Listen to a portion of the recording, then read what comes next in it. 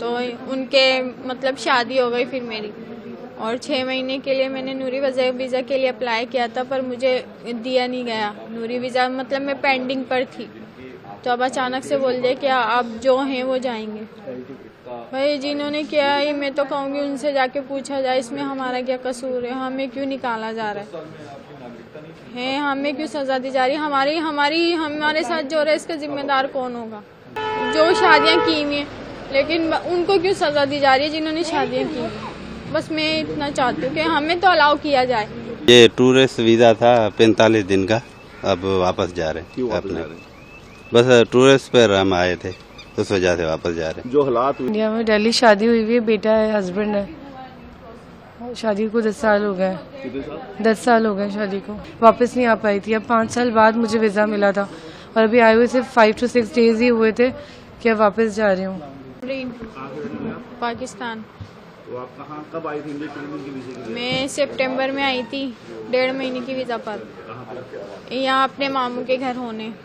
तो उनके मतलब शादी हो गई फिर मेरी, और 6 महीने के लिए मैंने नूरी वीज़ा के लिए अप्लाई किया था, पर मुझे दिया नहीं गया नूरी वीज़ा, मतलब मैं पेंडिंग पर थी। तो अब अचानक से बोल दिया कि आप जो हैं वो जाएंगे। तो आज जब वापस जा रहे किस वजह से वापस जा रहे हैं? वही कि अभी मेरी आई नहीं ना, LTP वीज़ा नहीं आई ना मेरी, इस वजह से मुझे जाने को बोल दिया। आपकी शादी इधर हुई है? हाँ शादी इधर हुई है, आप रहते पाकिस्तान? वीज़ा रहती पाकिस्तान में। तो जो हालात हुए, जो हमला हुआ था, उसको कैसे देखते हैं आप? भाई जिन्होंने किया है, मैं तो कहूँगी उनसे जाके पूछा जाए इसमें हमारा क्या कसूर है, हमें क्यों निकाला जा रहा है, हमें क्यों सज़ा दी जा रही है, हमारे साथ जो रहा है इसका जिम्मेदार कौन होगा। उनकी गलती से रिश्ते बट गए आपस में, जो प्यार बना था खत्म हो गया। नहीं देखे, ऐसा तो नहीं होना चाहिए ना, प्यार मोहब्बत तो रहनी चाहिए ना। भले जो भी गलती है वो आप अपना इशू करें, लेकिन ये चीज़ नहीं होनी चाहिए, बंद नहीं होनी चाहिए। सिर्फ रिश्तेदारों के लिए अलाउ कर दें, भले बाकी किसी को मत दें। जो रिलेटिव्स हैं, जिनके बच्चे हैं, उनको अलाउ कर दें बस, बाकियों को भले आप ना दें। मैं ये नहीं कह रही सबको ही दें, आप जो हैं ना, जो मजबूरी के तहत हैं, उनकी तो कम से कम सुने आप। जो शादियाँ की हुई हैं लेकिन उनको क्यों सज़ा दी जा रही है जिन्होंने शादियाँ की। बस मैं इतना चाहती हूँ कि हमें तो अलाउ किया जाए। तो जो ऐसे धर्म के नाम पे लड़ते हैं, बाकियों को भी तंगी, उनके लिए क्या सजा होनी चाहिए? क्या जो कानून में लिखी गई है उनके लिए वो सज़ा होनी चाहिए।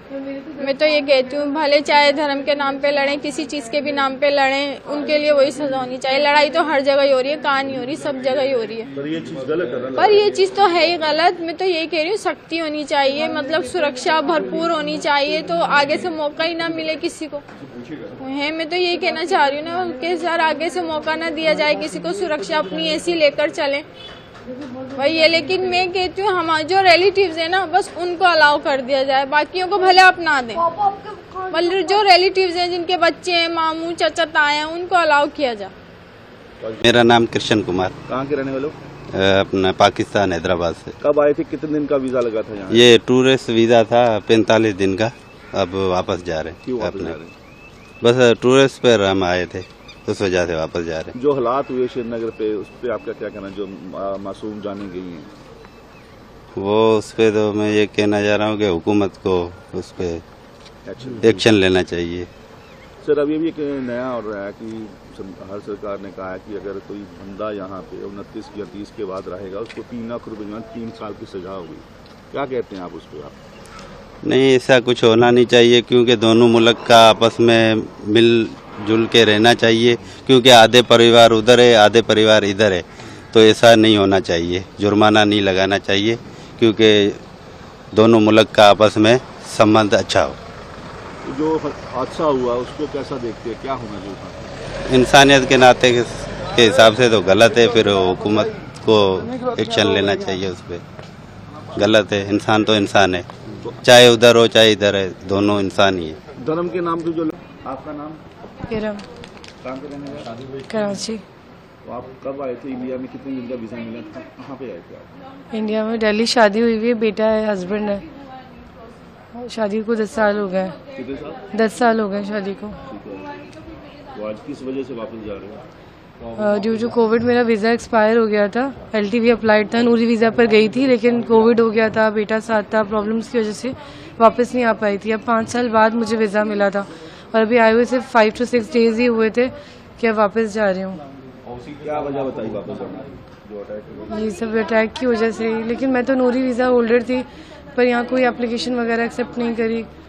LTV दोबारा अप्लाई किया, उसे भी रिजेक्ट कर दिया। अभी वो एक्सेप्ट नहीं करा है कुछ भी नया। कश्मीर में अटैक हुआ है, आप कैसे मानते हैं उसको? जो निर्दोष बिल्कुल गलत हुआ है। कोई भी इसको सही कहाँ कहेगा। जो हुआ है वो तो गलत हुआ है, इंसानियत के खिलाफ है। लेकिन जिसने किया है उसको सजा मिलनी चाहिए ना। सजा तो बेकसूर बच्चों को मिल रही है ना। हम तो बड़े हैं फिर भी, लेकिन बच्चे की लाइफ खराब हो रही है। और इसके जैसे कितने बच्चे होंगे जिनकी लाइफ खराब हो रही है। तो एटलीस्ट जिनकी शादियां हुई हुई हैं उनको ना निकालें।